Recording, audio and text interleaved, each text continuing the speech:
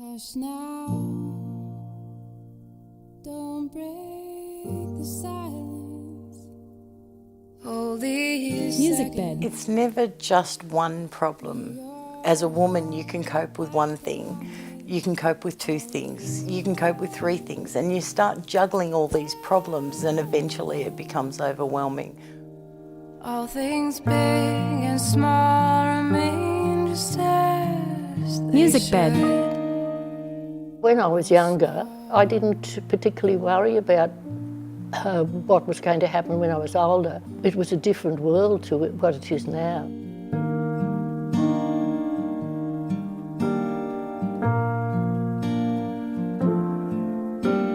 Music bed. If there was more vacancies for people like me, it would be a much happier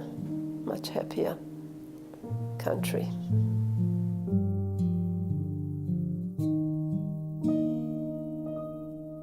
I took a risk in a relationship and moved in with my partner, and it was at that time that my job had fallen through, and so I was now living with somebody and financially struggling, and then the relationship went south and I really felt like I had no options. I went to a women's refuge because I chose that over couch surfing in a situation that wasn't safe. One of my daughter-in-laws was looking after me. I was living with them for a while, and the family wanted me to find a permanent accommodation. I was about 70 when I went into the Depression, and I was in government accommodation, and I wasn't very well, so my family had to find somewhere where I wouldn't be on my own. After my husband passed away, I needed to slow down. I knew it in my head, but my body just wouldn't listen. One of my oldest daughters said, "This is it, Mum.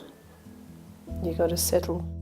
I did. I gave in from Brisbane, came back to Canberra, and she found this dome for me.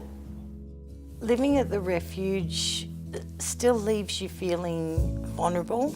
The women that had ended up in that refuge situation were from a variety of reasons. It was everything from domestic violence to drug abuse, and they're all people that have had the worst thrown at them. So when you combine those personalities, sometimes it can become very toxic because they're damaged people surrounding themselves with other damaged people. I think that the main thing for older women that they know that they're going to have somewhere to stay, or they can stay where they are and afford it. I think that's the main frightening part. When you're at your worst, when you think that there's no other options, try to look sideways at things that you hadn't considered an option before. Because to me at the time, sharing a house was not an option for me. It was not something that I was comfortable with or even wanted to do.